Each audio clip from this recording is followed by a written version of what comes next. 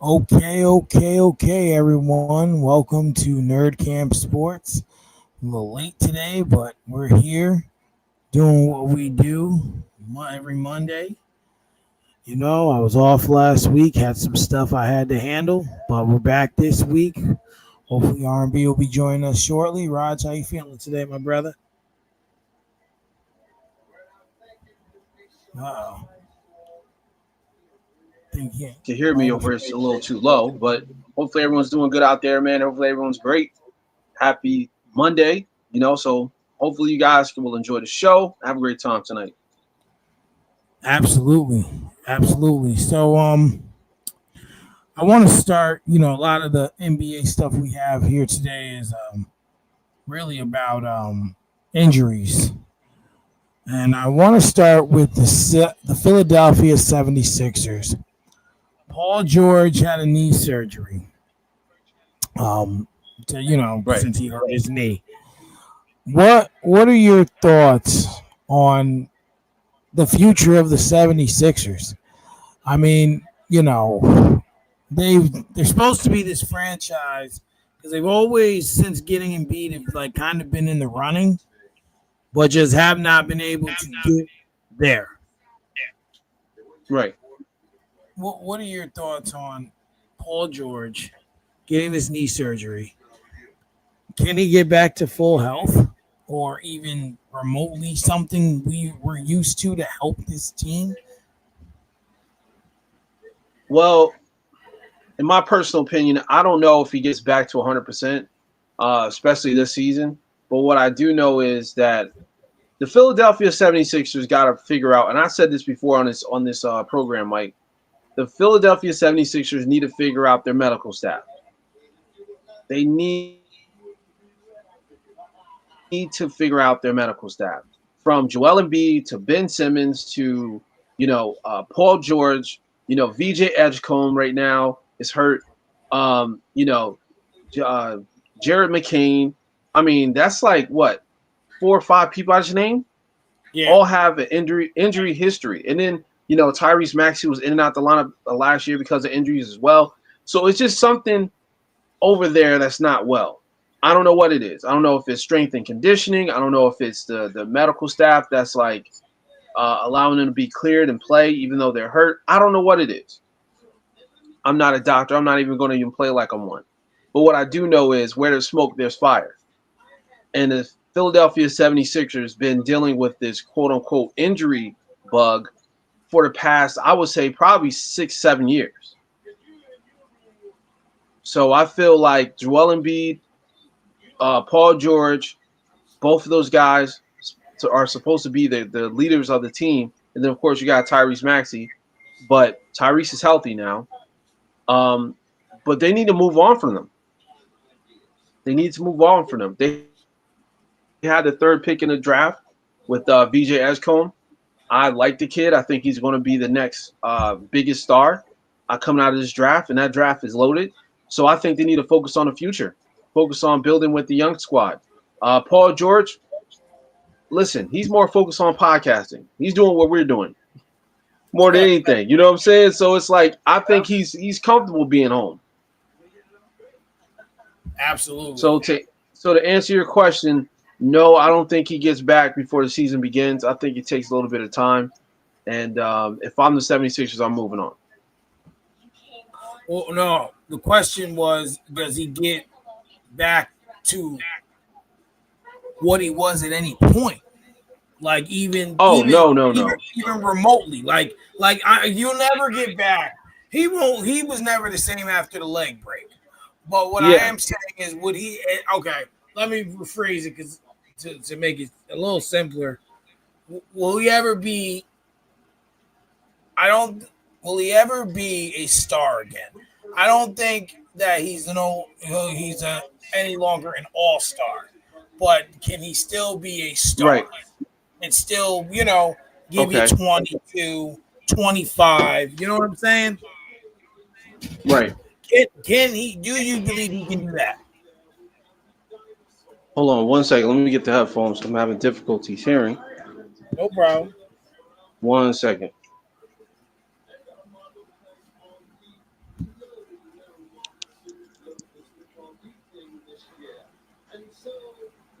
Okay, can you hear me? I can hear you.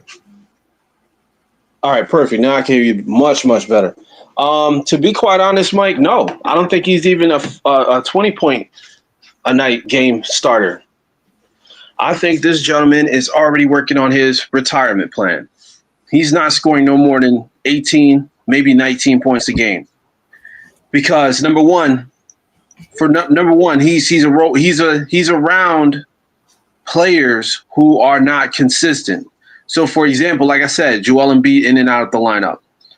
Jared McCain, he's coming back next season. We'll see what happens.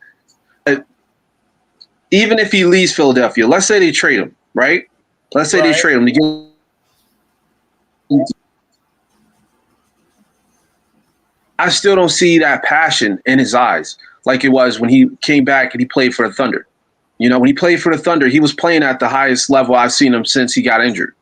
Right. So I don't think we see that guy. I think right now he found a way. He enjoys what he does with podcasting, and he's not that guy. He's just not. He proved it too many times for me to say this guy is really focused on basketball. Because if you go back to last season and watch how he played and watch how he pretty much mailed in games and how he said he was tired, keep in mind, this guy wasn't hurt during the season like that. He was healthy. He was relatively healthy. They shut him down because he wasn't passionate enough. And to play for somebody like Nick Nurse, you know, if that doesn't motivate you, I don't know what will. Nick Nurse is a NBA champion coach. Absolutely. He helped, you know, the Toronto Raptors, who nobody picked as the champions, win the championship. So I know I went over all around the world with it, but just to kind of give you the answer, though, I honestly don't see it. I don't see it. Maybe I'm wrong. And I hope he proves me wrong. But Paul George scoring 20 points a night, I don't think that guy exists. Yeah, I think he's done as well. I do believe that he's done, but I'm going to take it a step further and say the 76ers, as presently constructed, is done. Yeah, absolutely. And I think that if I'm Paul George, if I'm Paul George, and if I'm Joel Embiid, Right. Joel Embiid needs to be traded to a team where he doesn't have to be the guy, right? Right. Like, what I mean by that is you're able to take a back seat and still contribute, even if you play 50, 55 games, right? Mm-hmm. So, like, a team that comes to mind where you could contribute, I think you can do that is I mean, you may not agree personally, but I think he would add on something to the Magic, depending on what they had to give up. Okay.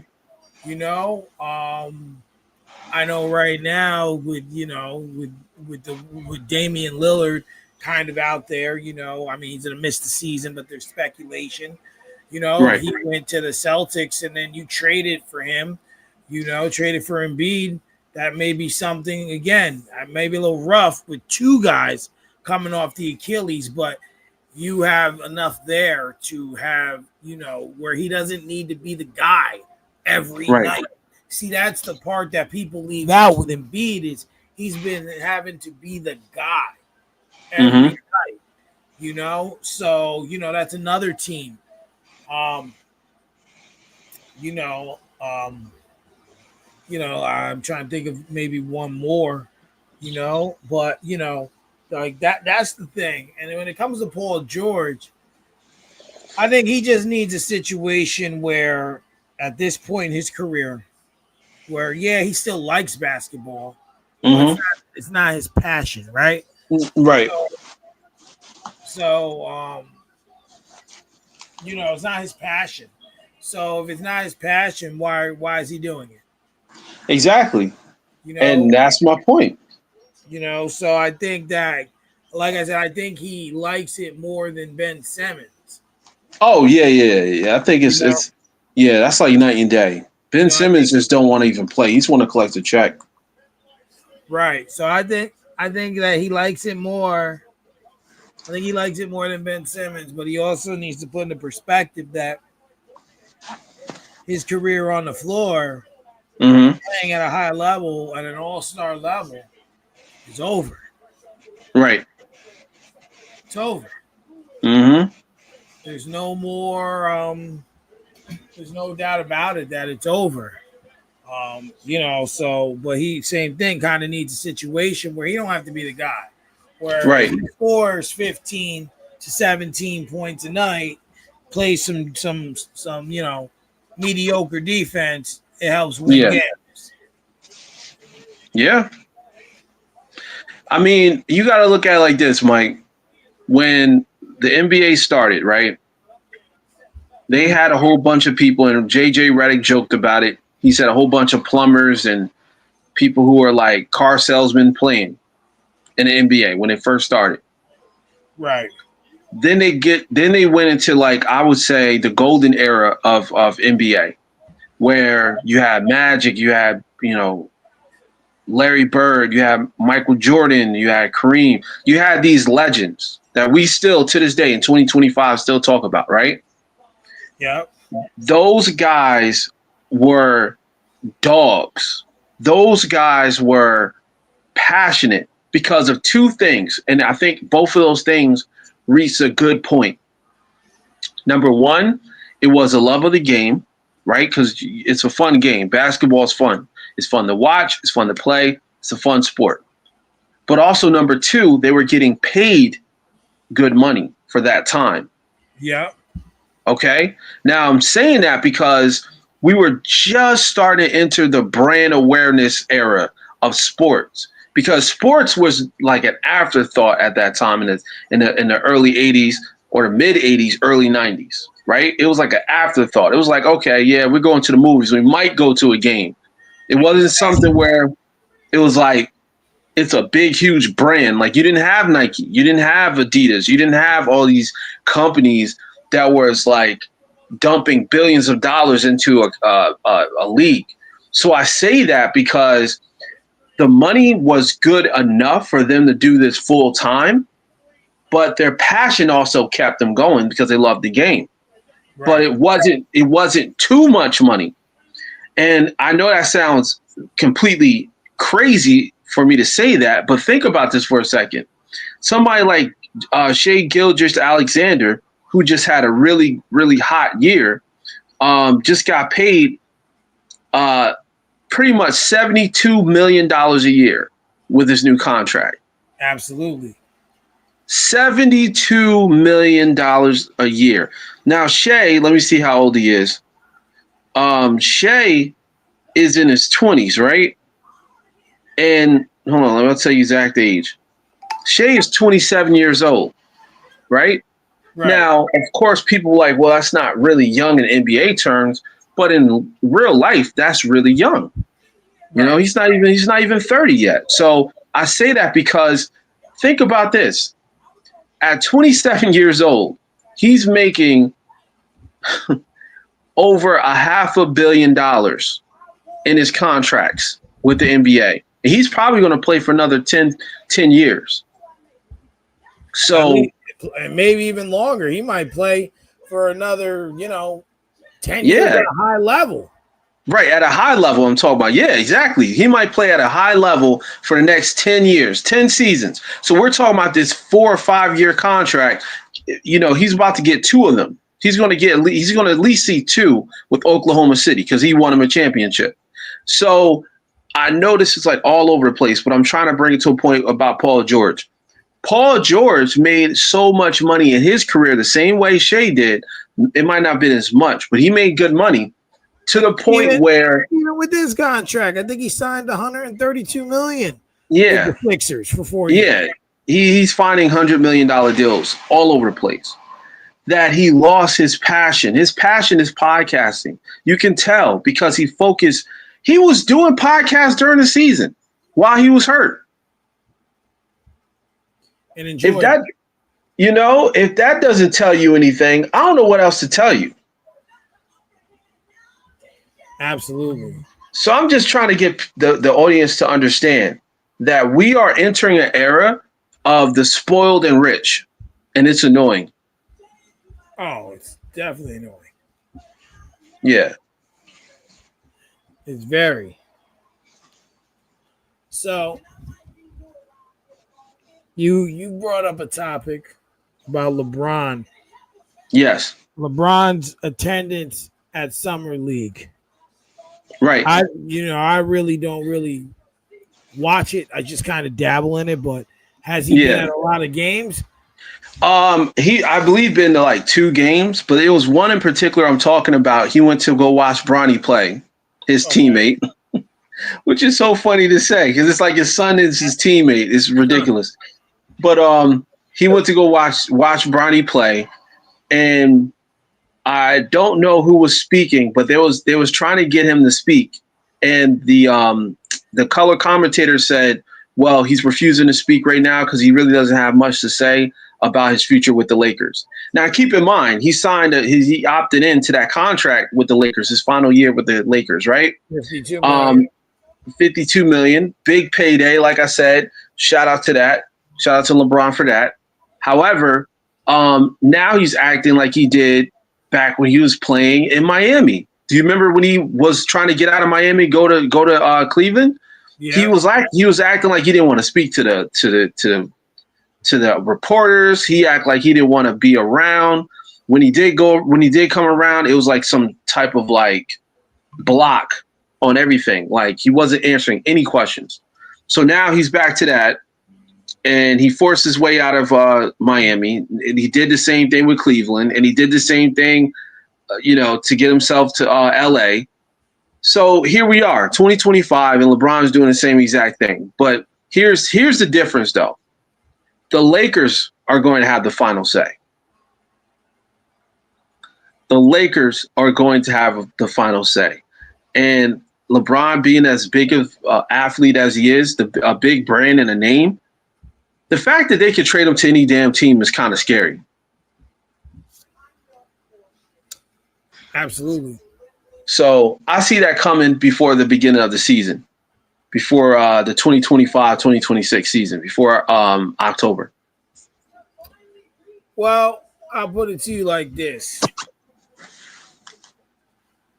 It's blatantly obvious that he don't want to play there anymore.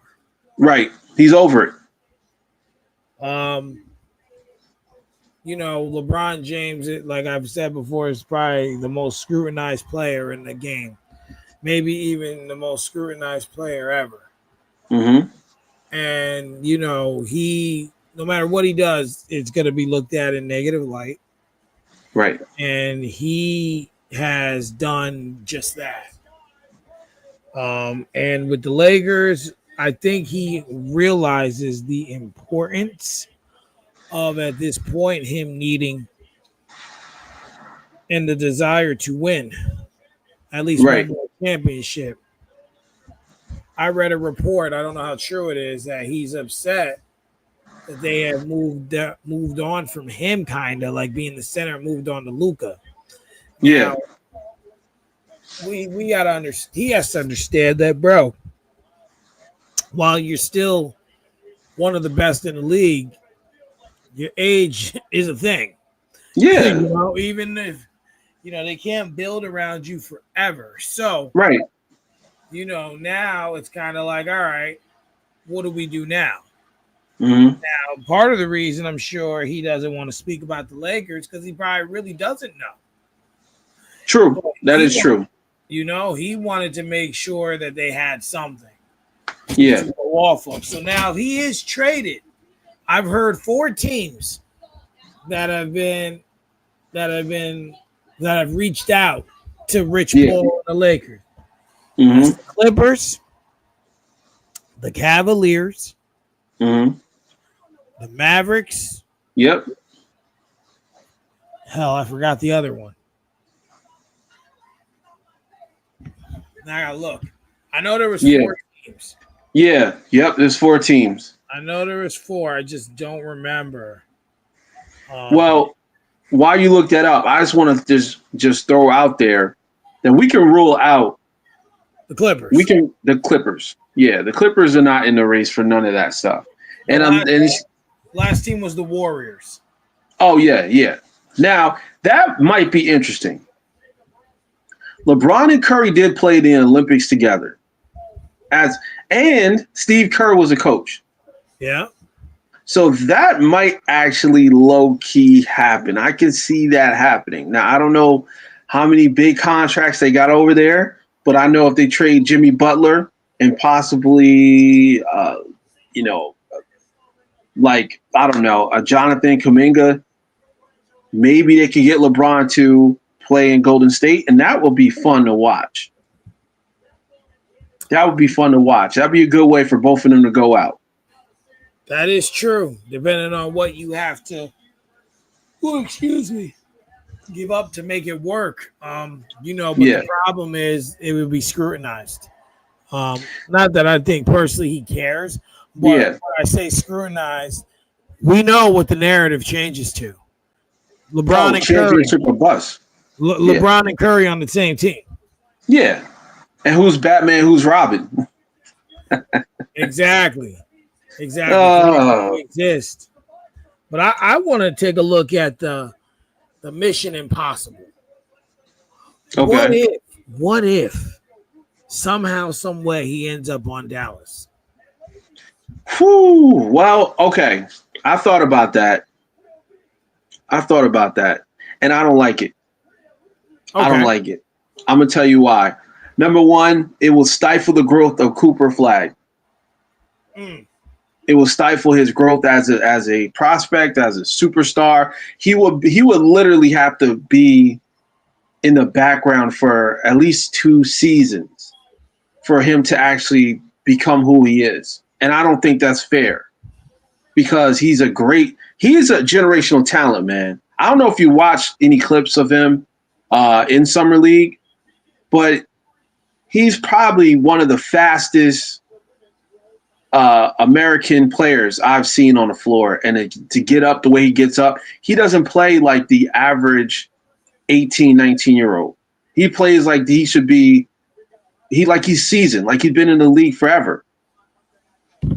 Absolutely. And his game reminds me so much of and even though it's not really something to brag about, but it is something to look at. His game reminds me of Brent Barry because Brent Barry was like a slasher. He was known for his 3-point shooting at one time, but he wasn't really known for it. He was known for just getting to the rack. But I say that because he's amazing, man. And if LeBron plays in Dallas, that's going to kill his growth. And I would pray that they won't pull that move. Also about Dallas, then you have the reunion of AD and LeBron. And Kyrie, if they can keep him somehow. And Kyrie, of course they're going to keep Kyrie. But I'm just saying as far as, how can I explain it? As far as the level of respect, it's out the window. Because remember, we all know that LeBron got AD traded. Or had some hands in it, if nothing else. Yeah.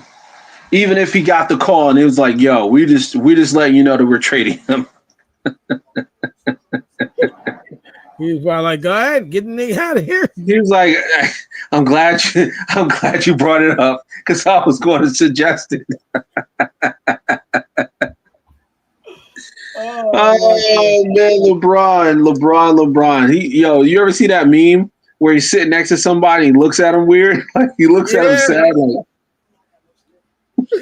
Oh man, that's him looking at AD. That's him looking at AD like, yo, your ass gotta go. He did the same shit to he did the same thing to Kyrie. Kyrie was acting up. He was looking at him like it's like, yo, your time's up, homie. Your time is up. Yeah. Nah, I feel bad for him. But speaking of Kyrie, they're talking about he'll be back mid-season. Like I said, January or February. So Right. let's just say, Anthony Davis had a like an eye cleanup or an eye surgery of some sort as well. Mm-hmm. Let's just say he can stay semi-healthy. I know, Right. they have Dinwiddie there. They have D'Lo there.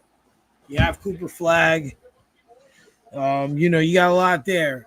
Do you believe that they have enough to keep their head above water until Kyrie can not only come back, but can return to form? Yeah, I believe so. I think they can find a way to stay in the contention area, probably like a 1 through 5 seed.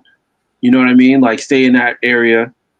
I am concerned with like the growing pains of Cooper Flag because I know he's going to have to learn on the fly because he's playing with veterans. He's not playing on a young team.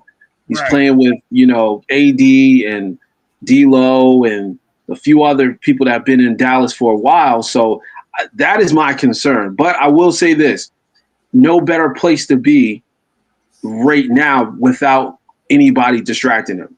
You know what I mean? Because he can drop 25 and he can fall the next game and drop 10 and nobody's going to miss it because he got other scorers around. So that's something I think is important. So I think they can stay in contention until Kyrie gets healthy. I agree. I do believe that they'll be a contender. I do have them as a sleeper to go to the Western Conference Finals. That's actually a pretty good pick. Yeah. Of course, against OKC. Um, Yeah. because I believe that they are really, really going to be the juggernaut for a while. Mm-hmm.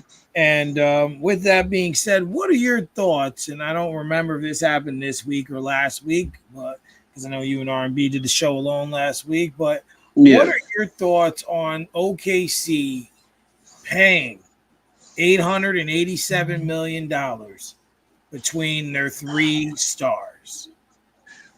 Well, first and foremost, we have never seen nothing like this ever. Like I mentioned with that Shea Gilgeous-Alexander contract, I mean, my man's going to be making 71 million plus a year just off of NBA money when this kicks in. But I will say this: I think they overpaid these guys. Now I know the money's there. Don't get me wrong. I know there's money there. I'm not mad at them getting money. But if you look at how most teams are constructed, you need a lot of depth to win in the West. And a lot of people were sleeping on the Denver Nuggets because they didn't have a coach. But Right. they went 7 games with them. They went 7 games with OKC, the only team in the West to bring them that far, and low key almost knocked them out the water.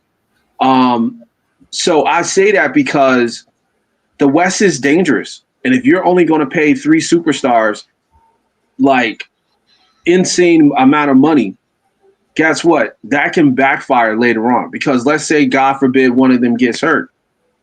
Now, who are you going to run and get? Some veterans? What are you going to get? Steven Adams? Are you going to go out there and go find, what's his name? Some Michael Porter Jr. If he leaves the Brooklyn Nets, like, what are you going to do? The money's not there. Yeah. Well, see, my take on this is a little weird because I kind of Okay. agree with both sides and I Mm-hmm. disagree with both sides. Now, the only one Mm-hmm. I have zero problems getting their money is SGA. What he put Okay. together this season between winning MVP, Finals MVP, Western Conference MVP. I don't Yeah. know if he won All-Star Game MVP. I don't know if he won that, but just the percentage he shot, being the orchestrator of the finals, I believe he deserved his money. No doubt about it. Now, Jalen Williams, while he was an intricate piece, there was only really one game throughout the whole playoff series where he made the difference. That Right. was a game 5 in the finals where, he just dropped 40. Now, me, it's phenomenal, but I also believe that there wasn't enough consistency for it. So, Yeah. that's my only thing with him. Now, with Right. Chet Holmgren, we know what he brings to the table. We know he can be elite. But the fact that he missed, I believe, 34 games this season Yeah. scares me. That you've paid him 200 and some odd $1 million over the course of the next 5 or 6 years or whatever, Right. and he's injury prone. So Mm-hmm. that's my concern. Because Yeah. when he's out there, and then when he's not scoring, that man is blocking. That Oh man yeah. is playing defense. So, for what he brings to the table, I'm not upset about it, but Right. just the fact that he's injury prone. Now, the other thing I'm going to say though is we understand OKC has a lot of picks. And Mm-hmm. not each pick is going to be a hit, but damn it, I think they have like 8 or 9 still. Yeah. So, I would say out of 8 or 9, they're going to hit 2 or 3 of those with Right. superstar caliber players. Yeah. So, Absolutely.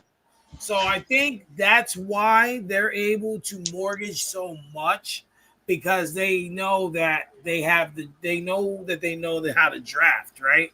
I mean, Right. they've gotten SGA didn't get to the draft, but a lot of the players they've drafted have turned into success. And Yeah. Or even a trade, they use their draft picks. Like they move those pieces, like SGA. Yeah, and I get it. I Mm-hmm. I think they probably have one of the best scouting departments in the whole league. Oh, hands down. Yeah. So when Yeah. you look at it, is it bad on the top? Yes. But if you look at the way this team is constructed and orchestrated, I Mm-hmm. think they did what they needed to do in order to get their guys there, in order to get what they needed, in order Right. to in order for them to succeed, Yeah. if you will. I can definitely see your part. What's going on, R&B? What up, though?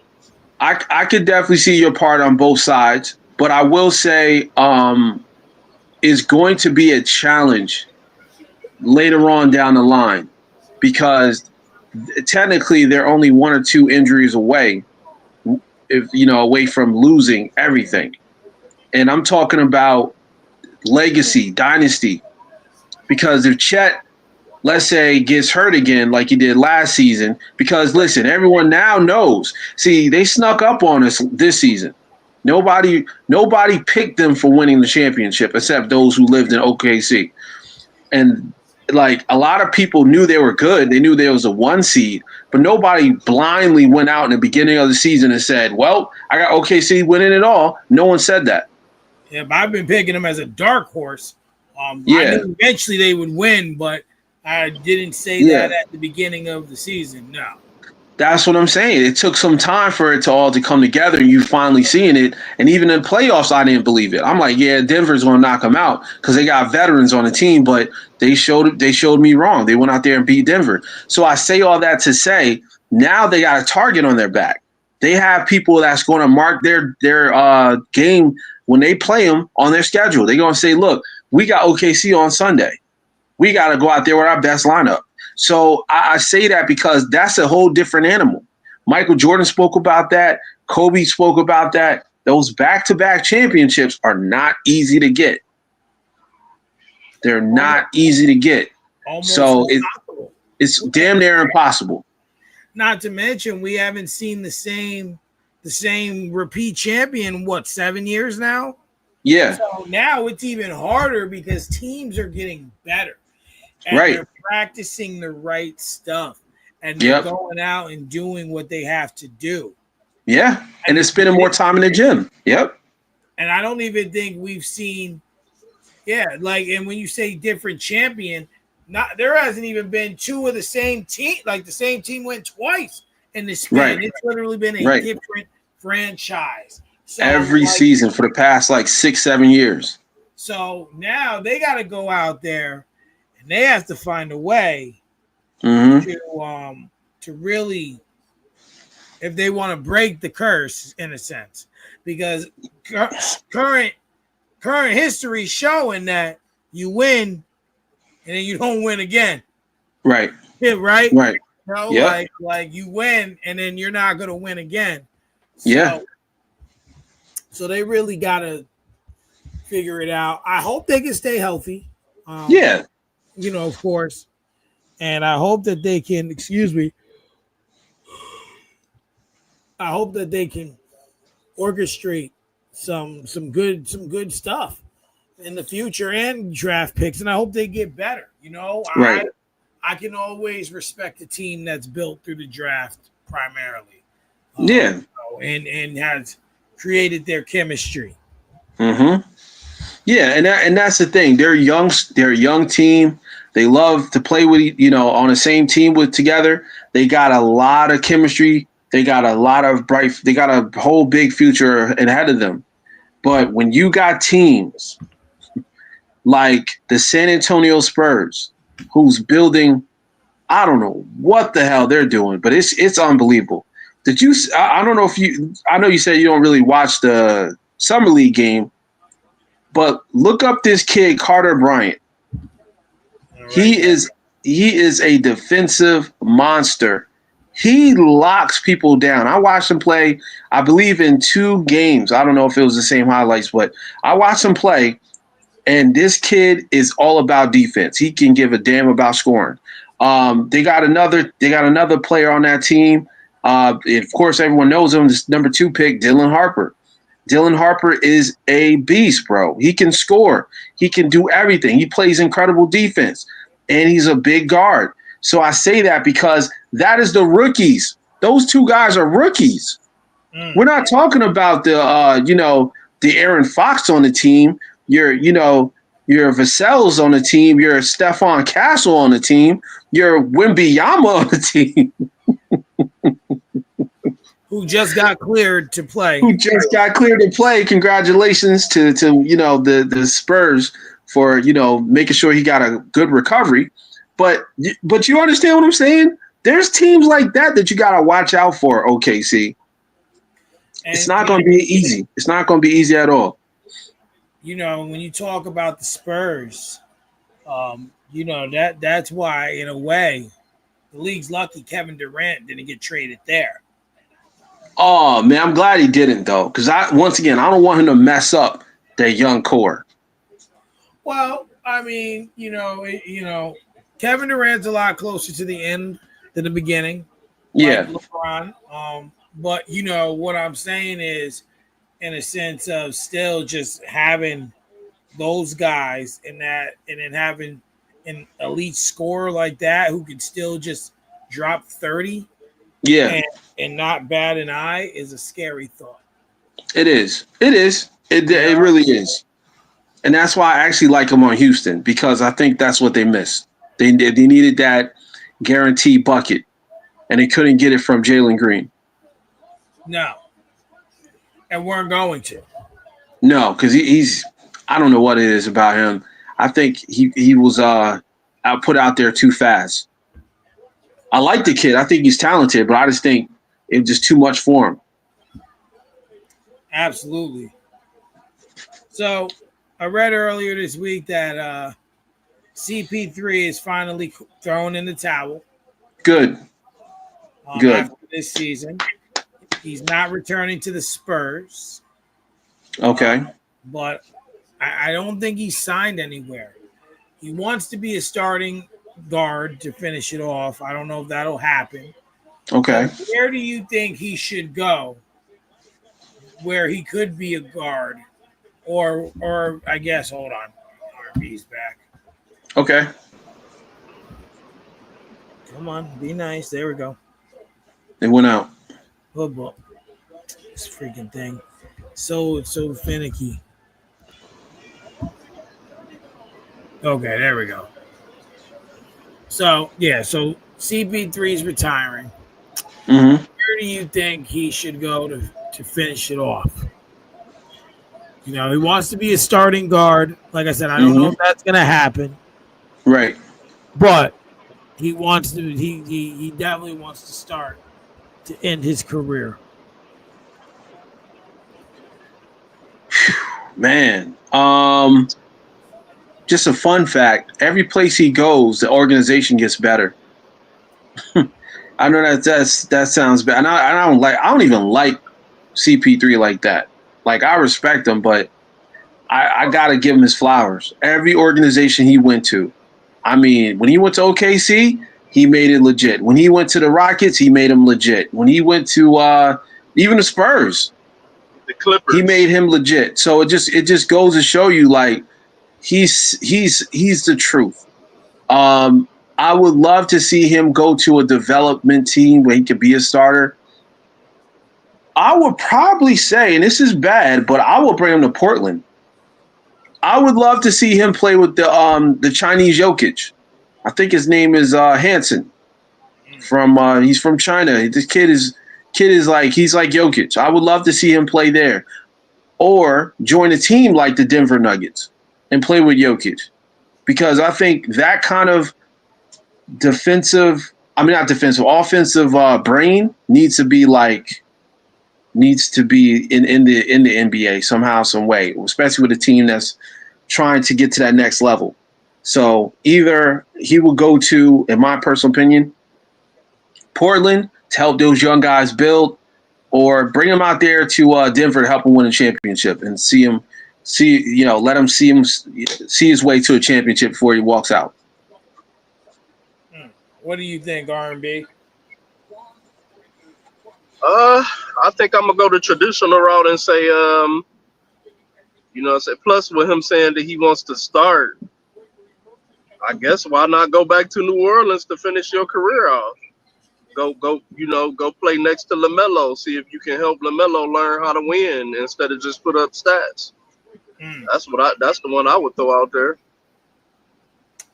I think the big thing with New Orleans, and I don't know if you've watched much of them. Hold on, Raj came back in.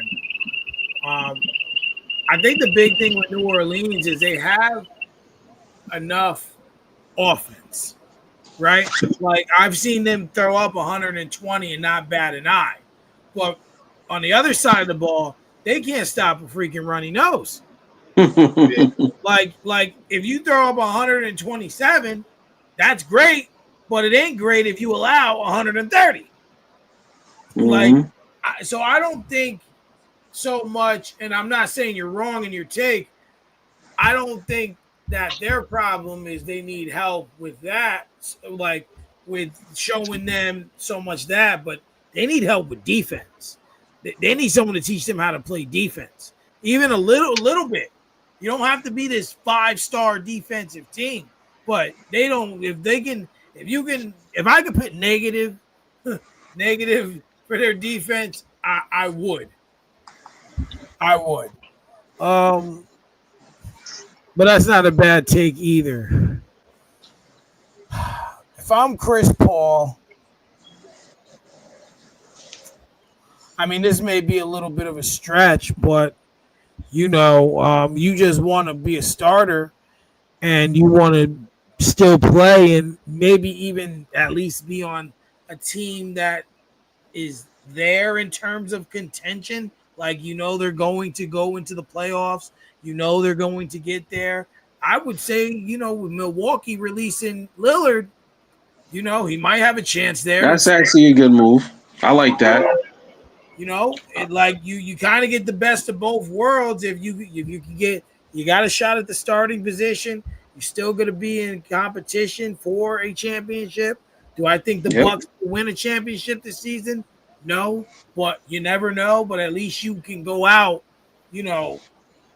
looking all right. Put yourself in the argument. Right. Mm-hmm. I agree.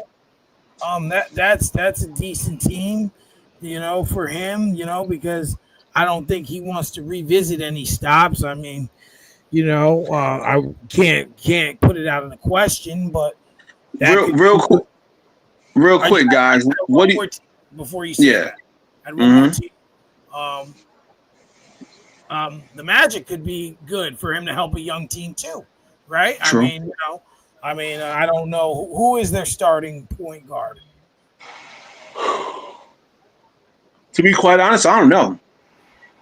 Well, they traded Cole Anthony, and wouldn't it be Suggs when Suggs come back? Wouldn't he be the Yeah, starter? Or yeah, maybe Desmond Bain will pick up a lot of the point guard. it'll probably be Suggs. I think he plays more of the one than he does two. But Yeah. Yeah, but yeah, that's another team I had. But go ahead, I cut you yeah. off.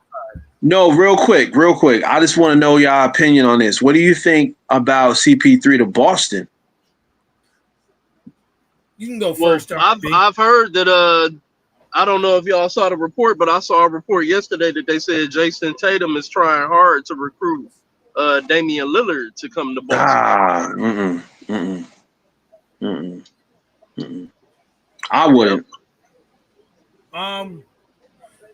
Yeah, I was gonna bring that up, but before we get to that, I think for this season that would be a good move for him. But once again, we already know I'm not putting Boston really in anything this season. Not saying they can't compete, not saying they can't be sufficient, but I'm not expecting them in anything Right. this season. But I think it would be a good thing for them. Yeah. I think it could be a good move. But it depends on what he wants. Boston's a little bit in disarray, and they're moving pieces around, and you lost Al Horford. Did Al Horford sign with somebody? I read that Al Horford had met with the Lakers. The Warriors are saying that they have a strong push for him. There was one other team, maybe the Rockets. I don't remember the other team, but he was also dwelling on retiring as well. So, nothing official with him yet. So, yeah, I just think that that wouldn't be too bad for him to end it off either. yeah. But you brought up Damian Lillard. And Damian Lillard, like, it's funny because I see, not funny, but we all know he's going to be out this whole season, right? Yeah. So, there really is no rush for him to choose a team, right? Right. I wouldn't rush. I would see how the season. I'd want to see how the season plays out and then kind of make a decision. But I was reading that he's also going to be out 9 to 10 months. So, but I think Boston, had Tatum not torn his Achilles, I'd say it was a good fit. But having two guys come off that injury, that's going to be difficult. I've read Golden State. That's something I read. That Steph Curry reached out to him to co-play there. But I'm telling you now, my personal opinion is that Damian Lillard is going to go to a team where he will supersede them to win. And what I mean when I say that is there's a specific team that is orchestrated that he can fit into to win. To me, potentials. If I had to guess a potential team for him, that because you brought this up earlier, Raj, with all the moves they're making, could be the San Antonio Spurs. A lot of defense, a lot of scoring. Yeah. He would add on, even recovering from that injury, right? Another team, potentially, depending on what they do this offseason and next season, that I could see where he could come in. Denver Nuggets. That one, because sure, you got Murray, but Murray can play the two if you need him to. So you can move him over. Yep. So can Lillard if you need him to. Yeah. I don't know what the future holds for the Clippers. That could be a potential for him. Right. Lakers are too much of a mess, so he won't probably even entertain that. But to me, just how it looks right now, because we can't speak for what it's going to look like next year. Yeah. But for what it looks like right now, I would say that the Nuggets and the Spurs are the two teams that would be the best fits for him now. Right. Like if I'm him, I ain't making no decision right now. I ain't making no decision 6 months from now. I ain't making no decisions in June. Mm-hmm. I'm waiting till next season's over. Yep. And we're in this point 12 months from now. Mm-hmm. Start talking about free agency and signing and seeing what everyone does. And then him making the best choice. Because listen, wholeheartedly, he's got to get paid $22 million for the next 5 years from the Bucks. Yep. So he could theoretically say, take a big fat discount, make it $5-6 million if he wants, and go play for someone. Anyone who's gonna be a contender.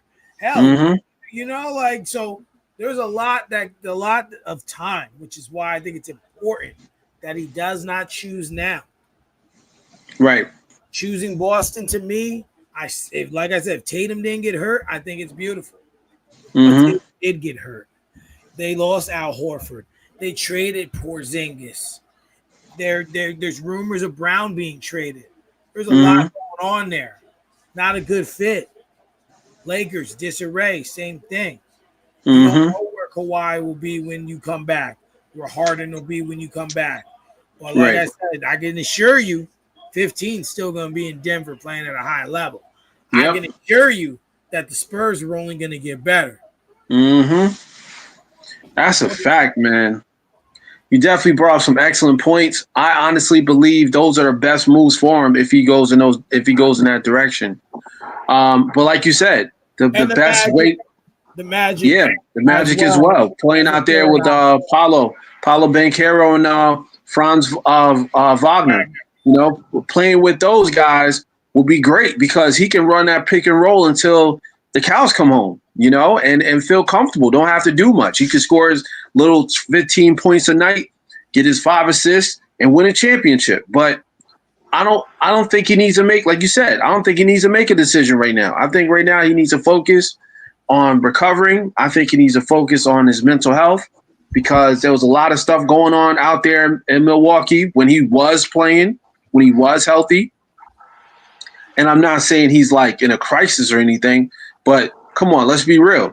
Playing with Doc Rivers, playing for Doc Rivers, and playing in a system where you're basically, you're going to lose, it could do a lot to you. That's one of the main reasons why Giannis is not committing. Because Giannis is like, I tried everything to get back to the championship, and nothing's working. So I just want to see him come back healthy. That's my main thing. I want to see him come back healthy.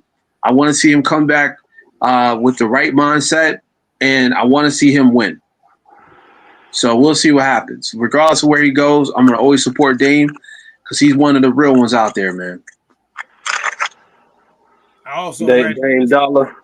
I also read he was supposed to drop a diss track against the Bucks. What are your thoughts, R&B? What should Damian Lillard do, in your opinion? Oh, man. I think Dame Lillard, he should just stay put, recovering and focusing on getting back healthy.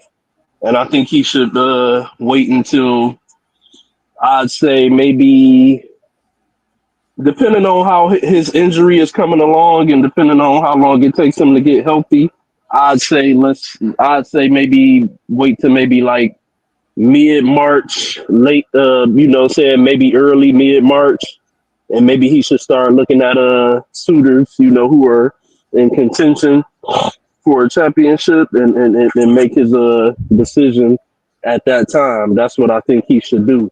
Who those suitors may be, that, the verdict is still out on that. I don't know. We have to wait and see how it all goes. But I definitely think he should just, focus on being healthy. But real quick, while you're talking about Dame Lillard, Uh-huh. what's up with that bullshit ass quote that Doc Rivers gave on the release of I guess when they asked him about the releasing of Dame Lillard, what I'm Mm-hmm. saying, clearly they were trying to figure out what factored into them making the decision to Mm-hmm. release Dame Lillard, but that quote that he put out answers none of those questions. None Right. of those questions. So Mm-hmm. I wanted to ask y'all about that. Like, what do y'all think about that bull crap quote that he put out? So first, I'm going to read the quote, and then Yeah. I'll give my take. It says here, Dame is just a great dude. Forget the basketball part. He's done everything right throughout his career. He's done anything a franchise can ask for. Anything a franchise can ask for, guy. If you are trying to win, obviously we weren't going to have Oh him this shit! year coming up. Damn it! The injury. But you don't just lose the player, you lose the person. And that's a tough loss for your franchise when you lose that. Well, I'm going to try and keep this short, but that's a long quote and it's kind of a lot to dissect. So I'm going to try Mm-hmm. and keep it short, but get to the point. Um, to me, it sounds like they're placing the blame of the disarray of the team on him. Yeah. And they figured now that with this injury, it was time for them to move on. Mm-hmm. Now we Mm-hmm. know that there's no more loyalty in sports. There's no loyalty from the players to the teams, and in turn, the team said, "Fuck these prima donnas." There's no loyalty to the players. Right. So, to me, they needed to find a way to clearly get rid of him. Mm-hmm. Find a way to do it without hurting his reputation because they have no issues with him as an individual. Right. He said, "Forget the basketball part." That to me means that you're saying, okay, the basketball portion is not important Right. because to us, the basketball part, he was the problem. Yeah. He was the issue. We had no issue with Dame Lillard as an individual. We Mm-hmm. have an issue with him on the court. On the Right. court, he's a great teammate, great person, great individual. So they look to bash him as a player, but they look to praise him as a person. So now it also says we weren't going to have him this year. So they realized that they weren't going to have him. So they didn't even want him on the roster. Mm-hmm. They figured we can get someone else. Right. You know, you don't lose the player, you lose the person. And yeah, but he's only been there 2 years. And in my opinion, he spent a good amount of that 2 years injured as well. Yeah. Oh yeah. So when I look at this was his way to go out there, save face for the franchise, Mm-hmm. but in the same breath, save face for the franchise, but in the same breath, let the fans know how they really felt about him Yeah. without hurting his reputation and without hurting the franchise and with all still moving on from him. That's my Right. opinion on that quote. Yeah. I second what you say. And it's damage control. I'll just add that on. It's damage control. What else was he supposed to say? You know, I mean, he coached them for what, a year and some change, a year and a half. He tried to make everything work, even though he sucks as a coach. But when it comes down to injuries, And when it comes down to Doc Rivers, there's no winning. And I feel bad for Giannis. I really, really, really, really feel bad for Giannis.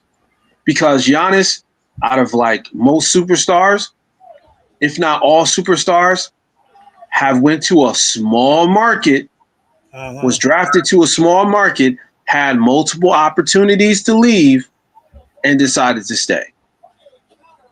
And I respect his loyalty. I respect the fact that he wants to see Milwaukee win another championship. But let's be real. Giannis Antetokounmpo is not winning another championship in Milwaukee. He's not. They can literally get the best coach to ever be, created and bring the best point guard to play in a game. And he still won't win a championship with Milwaukee. Why? Because they are constructed to lose every single time. They don't have the depth. They don't have the amount of talent that's necessary to get them over the hump. And on top of that, the way that Giannis plays, he needs to play with a Robin. He needs somebody that's a 25 to 30 points a night scorer that can keep up with him and to make sure that he's going to be the guy that gets them to the promised land. So I don't see it happening, man. I don't see it in Milwaukee. In Milwaukee, by the way, and no shade to Milwaukee, I don't know if our listeners are from there, but Milwaukee's not a desirable place to go. No. I've been on this planet for 41 years. I've never heard someone say I'm going on vacation in Milwaukee. I've never heard that. Or I'm going to visit family in Milwaukee. I've never heard that. I feel like it's just a really racist place too. Well, believe it or not, there's a lot of black people live in Milwaukee. Oh Lord. There's a lot. I drove through there. It's a lot. It's close to Chicago. Believe it or not, it's like I believe an hour and some change away from Chicago. So a lot of people from Chicago that are from there live in Milwaukee. Wow, they're probably Chicago. Chicago's rough though. So yeah, and so is Milwaukee. They got project buildings. I'm telling you. Little hood. I'm telling you, it is. Look it up when you get opportunity. Look up Milwaukee and its crime rate. They got project buildings and everything. I'm telling you, I don't know the population number or the percentage, but they got a lot of black people live in Milwaukee. I gotta know. Have you stopped in Chicago? Like, have you been in the city? I drove through. I never stopped. Never stopped. Never stopped to try the pizza. Nope. But I will. I will. That is on my list. To get to Try their deep dish pizza and compare it to New York's pizza because they swear it's the greatest pizza ever to exist. I told a few people I know in Chicago, I said, we got the best Italians to ever exist on the planet, even better than Italy. Oh, yeah. Yo, listen, I was at work today. I was in Yonkers. Yonkers and Mount Vernon is just really an extension of the Bronx. Yeah, it's the Bronx. I always consider that the Bronx. Right? So like I'm like, there was this Italian deli. I'm outside, like picking up stuff from a place. I'm like, yo, that shit smells fucking good. Yep. I'm like, that smells good. I'm like, hell, the other guy that was there, like I was working, or I was picking up from a stop, and another driver was delivering to the same stop. Weirdest thing ever. And he's like, you want good food, man? That's the place right there.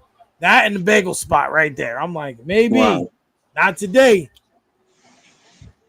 So I wanted to talk about something I read, and I don't know if this was said, but damn it, it's got to be discussed now because I've seen it. Let's talk about a 4-point line in basketball. Oh, man.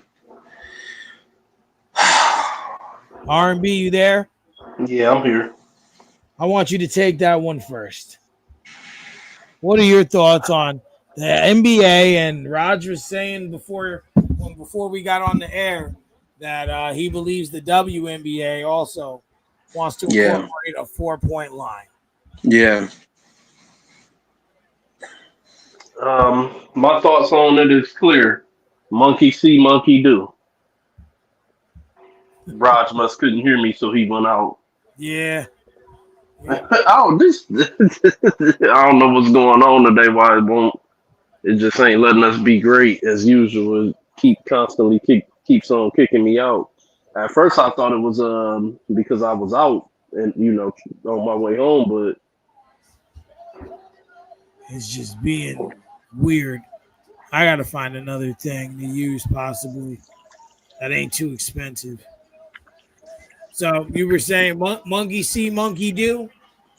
yeah, that's what I see it as. I see it as monkey see, monkey do. Mm-hmm. They see that the success that Ice Cube is having with the big three, and we Mm-hmm. all know how they feel Mm-hmm. about the big three and Ice Cube and the success that he's had with the big three thus far, and Mm-hmm. they don't like that shit. So they're Yep. gonna try to do anything they can to, try to put a damper to that, which would mean, hey, if we gotta steal a little bit, then we gonna steal a little bit. If we gotta steal a lot of it, we gonna steal a lot of it. Yep. Nobody was thinking about, anything about a 4-point line Mm-hmm. until Ice Cube incorporated it into the Big Three Mm-hmm. tournament, and that's Yep. where I think it should stay. I don't. I'm not a fan of them trying to add a 4-point line to recreational basketball because I don't see the big three as recreational basketball. I see the recreational. I see the big three as more of a like a pickup, not pickup style, competitive style basketball. Yeah. Like pickup competitive style. That's what I see the big three Mm-hmm. as, and that's what I see things like 4-point shots and all that type of stuff. That's what I see that as and where I think it belongs. I do not think it belongs in recreational, organized basketball Mm-hmm. within the NBA. I say no. What about Yeah. you, Raj? Yeah, I second that. Everything he said. Because the thing is, they're trying to step on Ice Cube's work. They're trying to step on it. Because Ice Cube did something that we haven't seen since the ABA. And that is take former players, former professional players, and bring them into a high intense, high level basketball that's on national television. Now, of course, we watch Rutgers stuff and Drew League and all that stuff. I'm not discounting them, but let's be real.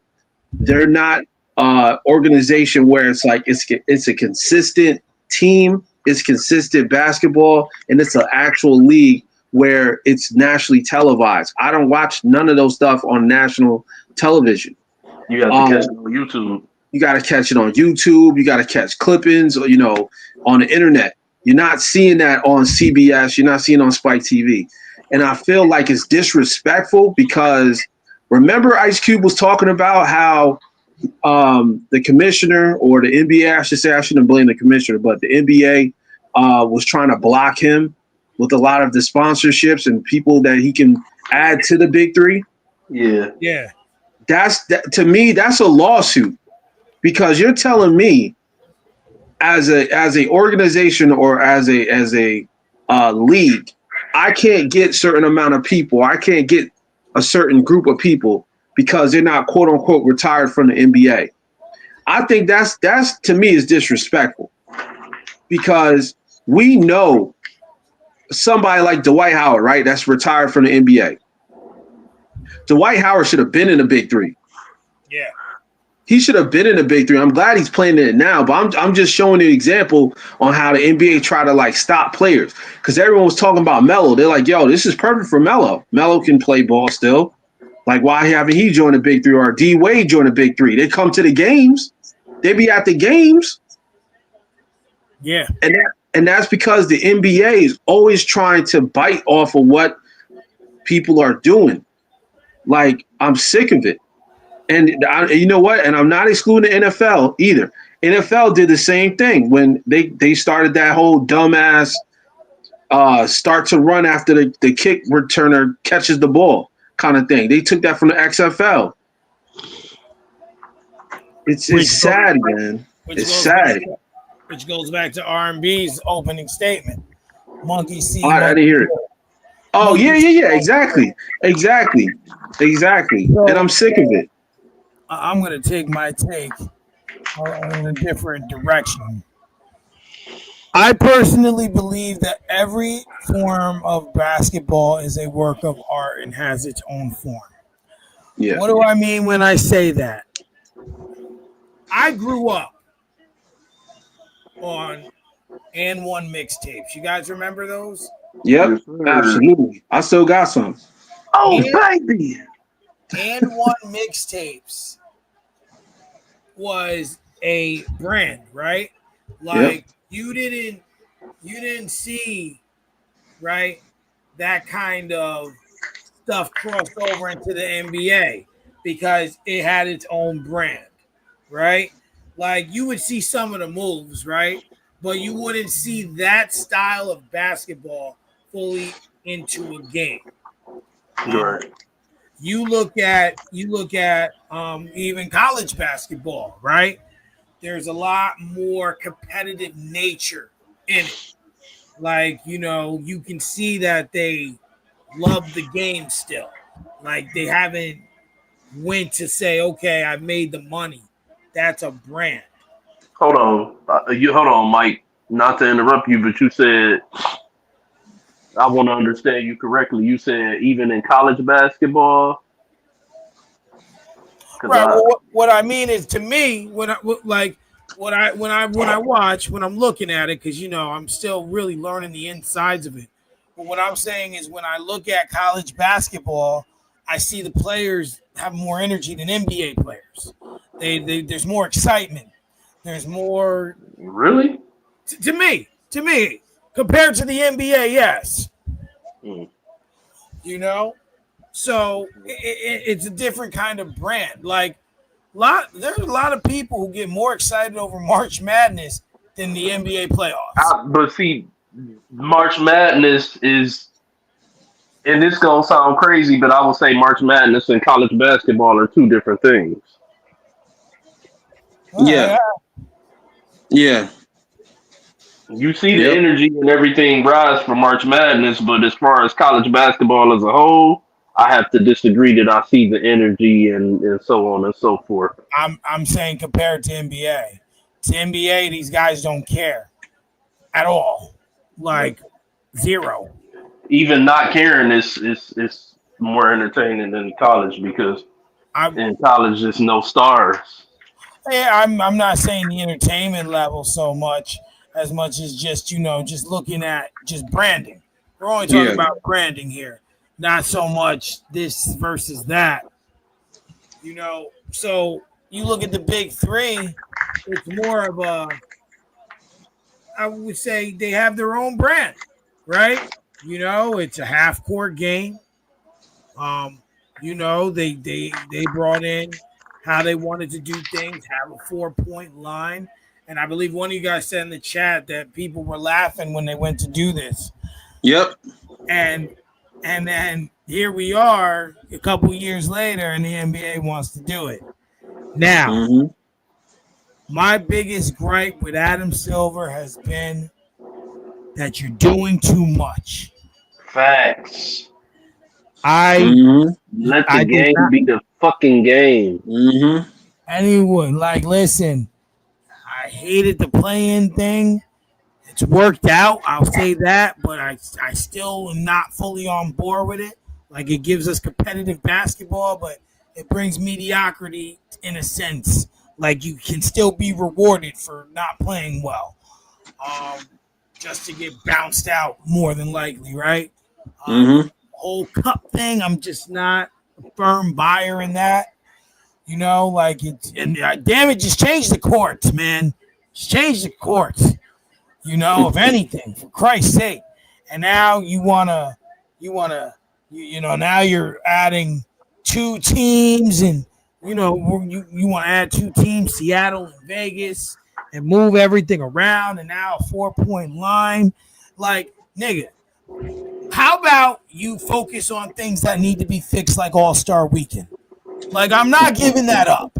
If I met Adam Silver, if he came on this show one day, I would say First of all, like, I want you to take those satellite dishes on the side of your head, because his ears are huge, and listen to me. Fix All-Star Weekend. I don't care. I don't care what you have to do it. I don't care if you got to hold a gun to someone's head. Fix that. I don't care about a 4-point line. I don't care about play-ins. I don't care about a World Cup. Fix the fucking All-Star Weekend. For the love of God. You got a better chance than Stevie Wonder coming out and telling us he can see. I don't care if no one says Stevie can see. Although I do believe he can. Yeah. Like, I mean, Yep. my God. Like, if doing too much was in the dictionary, Adam Silver would be next to it. I don't disagree. You talking about like all these? They talking about they want to get a team. Then ain't they talking about like adding a Euro team in the expansion? Yeah. They said they want to add.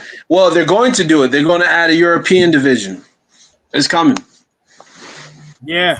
Was it 4 teams originally? I believe so. Yeah. Well, you know, 4. But they're going to add a whole entire European league, like NBA Europe. It's coming. For what? Like just continue to let these motherfuckers come in like they coming in.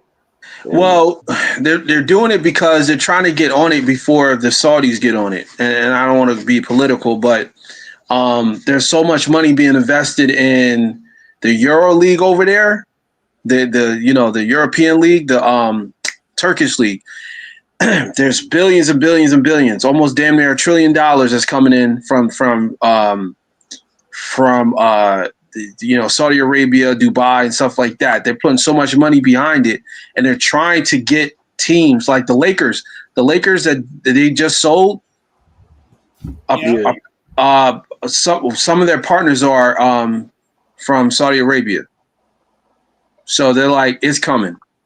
They're like, they're coming. They're coming for the NBA teams. So we might as well give them a European version of it, and then do a competition like a tournament. Okay. Well, I guess. I mean, you're not going to beat it, so you might as well join it. I mean, that's how Adam Silver see it. He's trying any and everything. That's true. That's true. Well, I'm gonna keep this to like an hour and a half today since we started late. But there's 2 NFL topics I have here. The first was there was a big payday that was announced today. Myles Garrett signed a 4-year, $130 million contract and $90 million guaranteed. Rod, since this is your team, I'm gonna let you go first. How do you feel about this move? It's like a noise in the background. This is Rodgers' team. Yeah, the Jets. I thought he said Myles Garrett. No, Garrett. Did I say? I meant Garrett Wilson. Yeah, I know. Okay. And the funny thing is, I knew what he meant. He did say Myles Garrett. He did say Myles. I didn't know about the report, so I didn't know what he meant. No. What was I saying? Okay, so here's the thing. I'm happy he's on the team. I'm happy he signed that extension. That 4-year was definitely well deserved. He had a great season last season, and the season before that. But I am a little concerned. I'm not gonna lie. I'm a little concerned with the quarterback situation because you need a quarterback to throw to this guy. So I just don't trust. I don't trust our quarterback situation, man. I think we need a franchise quarterback, and right now we don't have that. It's tough, man. It's tough being a Jets fan. It's tough being a Jets fan because we're in purgatory. We're bad. We're bad, but we're not good, and we're like stuck right in the middle. We will never get the number 1 pick because we just keep effing up, and we keep adding on new talent, and promising next season is going to be better. So to me, I'm happy that he signed, but I'm upset because we need a quarterback. So if you're not having faith in Fields, what do you think the future of the quarterback holds for the Jets? Because Well, I believe he signed a 2-year, but after the first year, there's an option. yeah, he's going. Well, I mean, we already know what's going to happen. He's going to go out there, put on his best performance for the next, the first 2 games. Then he's going to get hurt, and then they're going to say, "Well, we got to find another quarterback," and then they're going to just keep doing the same thing all over again because they did the same thing last season. They didn't even wait 2 games; they just waited until the first few minutes, and Aaron Rodgers went down with injury. 2 seasons ago. So it just goes to show you, like, I don't know, it's a joke. But I feel like Justin Fields is he's probably going to be the best fit somewhere else. Like he's not going to fit with the Jets, man. Right. So I don't know what the future holds with the Jets, but we're not getting any quarterback anytime soon. R&B, what's your thoughts on it? I think that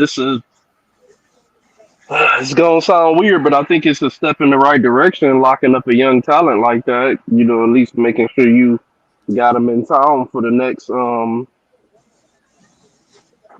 4 years here, and let's just say the Jets continue to suck. You're also locking up a young talent that you could also use as trade bait to try to continue to turn things around. So, in my opinion, I think it's the right move. I think they did the right thing. It's just like Raj said, it's the fucking Jets. Yep. This shit's been a debacle for years. It's been a debacle since Rex, right? We gonna stop saying that, oh, this shit has been a debacle. Aaron Rodgers came here and made it a debacle and this and that. No, the Jets have been a fucking debacle since the minute Rex Ryan was fired after Yep. back-to-back AFC championship runs. Exactly. And they have not been able to bounce back since. I agree 1,000%. A fucking joke. Yeah, I mean, they're really in a situation where they've always been in disarray. Outside of those 2 AFC championships under Rex Ryan, one in which they lost to the Colts, the other to the Steelers, they just really haven't had it, whatever that is. And I do think that the last 2 seasons for them was going to be what it's going to be. I mean, they, obviously you don't sign someone with the intent for them to get injured, so, like Aaron Rodgers played 4 plays and then he got hurt. I mean, it happens. As for last season, I don't believe that the Jets were able to find any chemistry. They just really couldn't, and they haven't been able to, no matter what they've been able to do on either side of the ball. Mm-hmm. They just haven't been able to figure out how to be consistent. Like, they'll have games where they look good, and then they'll have games where you're like, is this the same team? Exactly. So I just think that, and it's hard when you have, your division as Josh Allen, who you see twice a year. Your division has Miami, who can play tough when they want. So it's a lot, But I think in terms of the move, I agree with R&B. It's a good move to lock him in. But I also agree with you that Justin Fields may not be the long-term option. Right. Who that could be, I don't know. But it's good. But let's see what the Jets throw together. Do you guys think it's a chance that somehow Justin Fields and Garrett Wilson surprise us and become not necessarily a dynamic duo, but maybe like an exciting, scary duo to watch this year. There's I always mean, that. Go ahead. no, real quick, I would say I hope so. I would love for that to happen because, it's hard not to watch football. It's hard not to watch football. I'm not saying like I'm not going to watch any games, but I love to see my Jets play. So I would really hope to see that happen. And it is possible, by the way. I would say it's always a possibility. I mean, he did go off for back-to-back 1,000-yard seasons with Zach Wilson throwing him the ball, and I think we all That is true. Justin Fields is a step up over Zach Wilson. Oh yeah, he's definitely no doubt about that. He's definitely a step. Even though they're the same quarterback, I think that Justin Fields is a step up, but they are the same. Yeah. I think he's more skilled than Zach. And that's what makes him a step up. Yeah. Yep. Well, my last topic on the list is the grandson of the Steelers owner, says that DK Metcalf and Jalen Ramsey are head cases. My take, believe it or not, is very, very short. Very short. I'm going to say we can understand that. And the reason we can understand that is because the Steelers in recent history have had likes of Antonio Brown, Martavius Bryant. They had Plaxico at one point. Le'Veon Bell.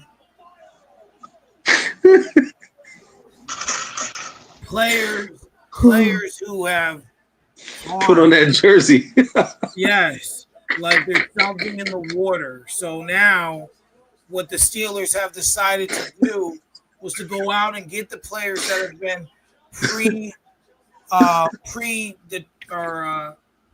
what's the word I'm looking for? Head cases. Yeah.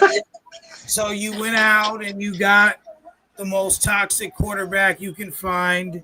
You went out and you get Jalen Ramsey.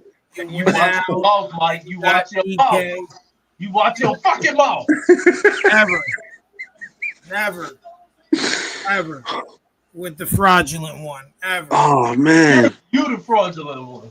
Oh, man. So, yes. Oh. So they've decided instead of creating them, we're going to get ones that have already been established. And then we're good. Sign them. And then this season, they like I'm reading the Steelers news, and they firmly believe there's a belief that they can actually win something. They really believe this. And I'm under the belief they're freaking crazy. I seen one guy, he gave his take of how the AFC North is going to go. This mofo said that the Browns are going to go 5-12, right? Due to their quarterback situation of them having too many. They're not going to know who to play, who to start. Then he said it's going to be the Bengals at 10-7. While they have all the offense in the world, they still have no offensive line. They still have no defense. Then he said the Ravens are going to go 11-6 and be number 2 in the division. Mm-hmm. And he said that the Steelers will be 11-6 and outlast the Ravens. I'm like, bro. So, Mike, you just extended this show past an hour and a half. Or past an hour. That's all right. Because I need to know from you now what in your football mind makes you think that that's not fucking possible. We got to stop sitting here acting like this is not a you the way you be trying to describe and talk about the Steelers is this is a scrub ass team. When in doubt, like that, this is not a scrub ass team. This is a team that I'm not gonna say that they're a championship contender. I definitely won't go that far to say that, but I also say along with that if they came out next year and put themselves in contention to be a championship contender, I would not be surprised because we know that this team has talent. No different than when Aaron Rodgers was with the Jets. We had hopes for them or expectations, I would say, for them because we felt like they had talent. But we all know that the Jets was a whole different, a whole different type of thing going on over there as far as the leadership and so on and so forth. I don't see those issues with Pittsburgh. I don't think it would be a surprise to see them go 11-6 or what I'm saying 10-7 or something like that. I don't think that would be a surprise at all. Well, I'll put it to you like this. They've always wanted to raise the bar high, and have always have in recent history have come up short. And I just don't see it. I don't see it. It's just I would not take. But that's what I'm asking you. What is it? I need a football analogy breakdown.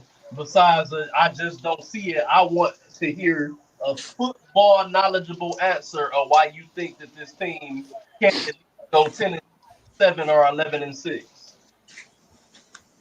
Okay, I don't take that. I don't take the Steelers over the Ravens. I don't take the Steelers over the Bengals. So right there, that's 4 potential losses in my book. We all know that division cancels each other out. All of them tend to always win one against the other. Typically, but not always. Typically, but not always. So hold on. Let me pull up their schedule. The Browns. What about the Browns? Did they not beat Pittsburgh last year? Did they not beat the Bengals last year? Did they not beat the Ravens last year? The Browns. Not always, though. There are years where teams have dropped 0-2 against teams in divisions. There's years where the Ravens have beat us twice. There's years where the Bengals have beat us twice. And I'm not. Hell, there have been years where the Buffalo Bills with Ryan Fitzpatrick.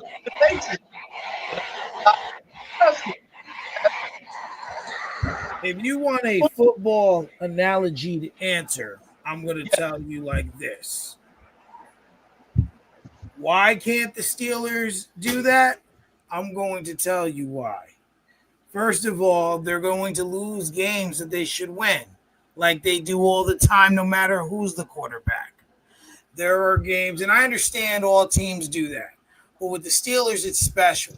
And I'm going to tell you why.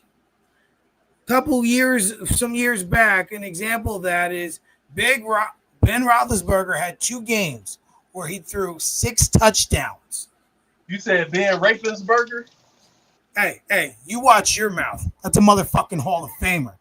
2-time Super Bowl winner. Ben Roethlisberger? He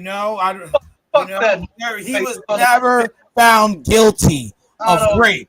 About that mole-faced son of a bitch. I don't want to hear that noise. All right? Because, we can say a lot more about other people in the industry. Now, we talking football right now, though. We ain't talking about this. We can talk about industry.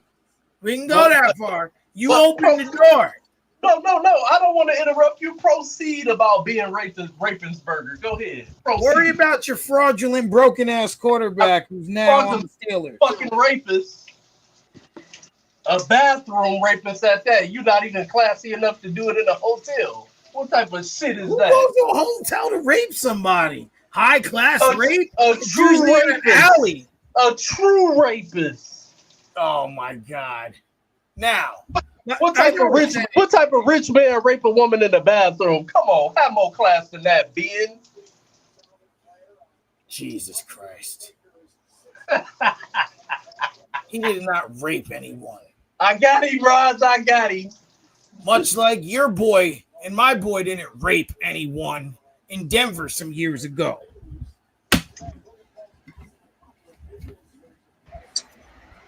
Yeah. Hey, Hold on. Wait. Shut your mouth about that. Wait. Yeah. We know what that was about. I'm just saying. Listen. No, I get you. I get you defending your quarterback, but we know what that was about. We gotta hold everyone in those situations to the same How many standard. times did Ben have this happen? Three? Three accusers? I'm just saying. Like, we gotta hold everyone to that standard if we're gonna go down that road. We know what that was. We do. We understand. But I'm just saying, we have to hold everyone to the same standard. See, that's the issue. Hey, what did I say though, Mike? What did I just tell you? People have different standards for different situations. I'm just saying right now, to even the playing field, we got to hold everyone to the same standard. But you're fucking up my football analogy answer that you asked for. Now. No. Last thing I'll say before you finish your analogy, goddammit, is I'm going to defend my stance. What Kobe did, if he did it, at least it was in the hotel room and not a bathroom. A rich man going to do it in the hotel, not a bathroom. See, we didn't say Roethlisberger is a classless piece of shit. Miami, Ohio piece of shit. Well, he's got two Super Bowls and your boys won. So now, let's go back to the point. He got carried. Let's get back to the point at hand. Now, Steelers, he had 2 games where he threw 6 touchdowns and won in convincing manner. And then goes out there and throws up a dud against the Jets. After that, nothing. That's just an example of what they do. They win games they probably shouldn't, and then lose games they should. This past season, we beat the Ravens. Shouldn't have done that, but then right after that, we lose to Cleveland, right? So when you look at the scrutiny and you look at what they have to do, when they're supposed to win, they're not going to win. They're not.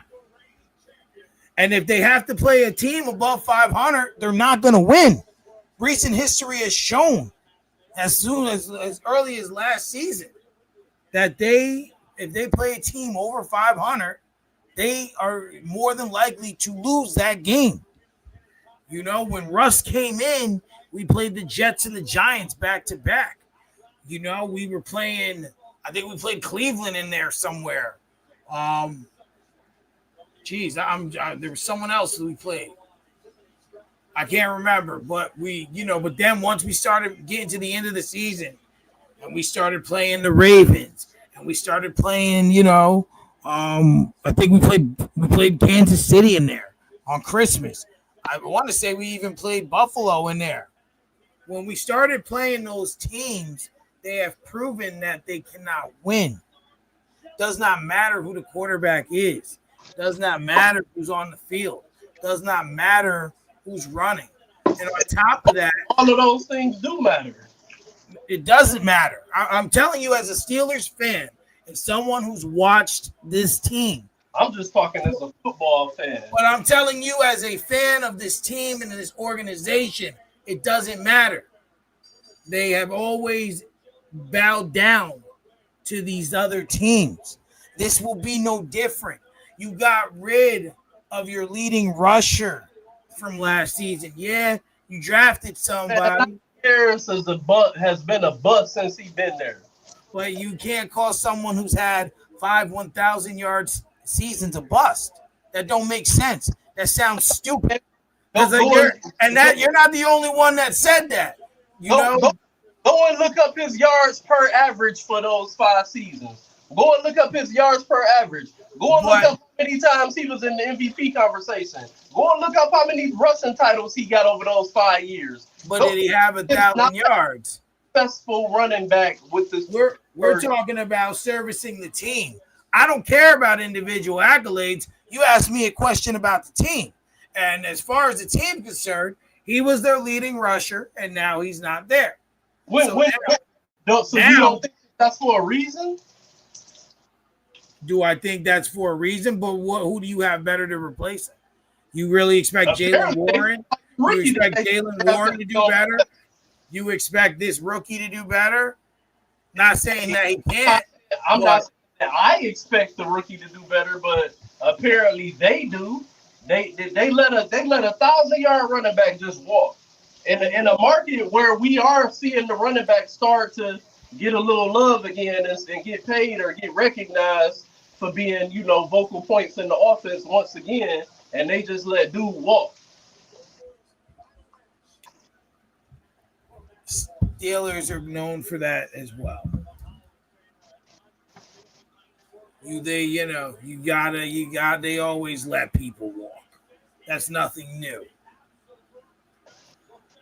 Maybe they do have a plan, but I also read that another thing is that they are more concentrated on next year's draft because they have more picks. They have more ways to fill out the roster, which lets me know to them this season isn't important.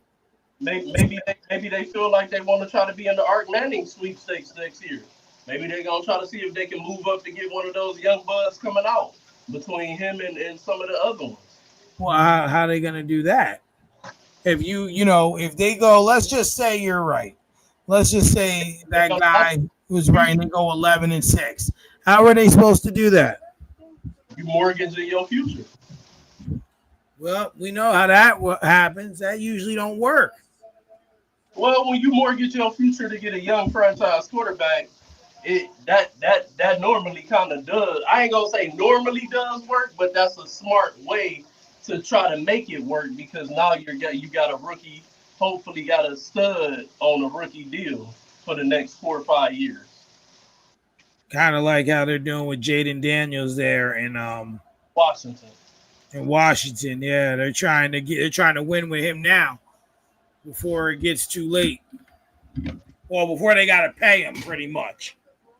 Yeah, what happened to Raj? I guess he went out, and I don't know if he's not coming back in or what. He was there, and then he wasn't. Now he's not there. I kind of wanted to hear his take on that shit. But yeah, I mean, as a fan, you're always going to want your team to come out and do what they do. But it's just. No, you don't. No, you do. How dare you say some shit like that when the minute they sign Aaron Rodgers, you say, "Oh, I'm not rooting for them because they signed him." That don't sound like a true fan that wants them to do what they do. Now, as a fan, you do want that, but you cannot like who your team signs. That's not a crime. Yeah, but it's not a crime, but it's also kind of contradicting to say that when you said that you weren't going to root for them at all. So it's like, which one is it? Nigga, it's both. It's both. I can't stand LeBron like that, but I still root for my Lakers. It's just one of those things, man. I've never liked Aaron Rodgers. I've never, not saying that that he wasn't a great player. Is he still serviceable? I'm sure he is. But he ain't, sir. But it's just not the right fit in my mind. And, for them to bring him in a stacked AFC North as well as AFC, I just don't see it. When you're looking at Josh Allen, you're looking at Mahomes, you're looking at, Jackson and Burrow, I'm like, if this was like 7 years ago, maybe, but With these guys, no. I just don't see it personally.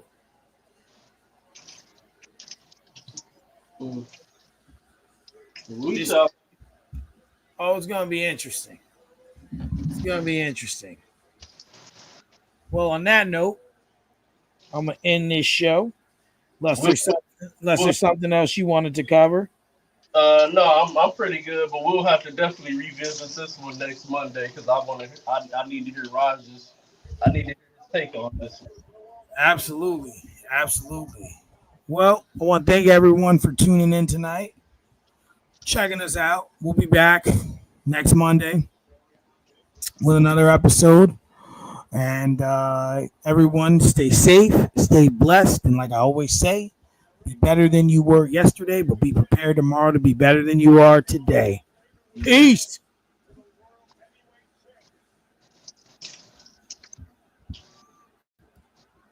Yes, sir.